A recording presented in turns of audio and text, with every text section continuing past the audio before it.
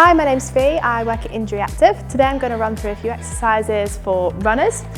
These are predominantly strength-based, so obviously the demand that you're asking yourself when you're running is quite high, so the more capacity you can have to manage this load, the better, and strength training is the perfect answer for this. First exercise we're going to go through is a straight leg raise or a hip flexor raise.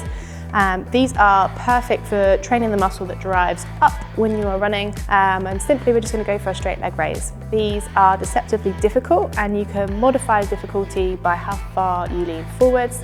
So if you start lying completely on your back, you're going to get a little bit more core, and the more you sit up, the more demand you're asking of your hip flexor itself. The second exercise we're going to go for is the kind of side of your hip. And for these, we're going to go for some curtsy lunges. These are great for exposing load to the knees, the ankle and the hip, and they also just ask that little bit extra of your glute med, which really helps stabilise the pelvis and the hips whilst you're running. The next exercise we're going to go for is the hip extension work, and single leg glute bridges are perfect for these. All you're going to do is lie yourself down on your back, tuck that tailbone under so you're crushing your lower back into the floor.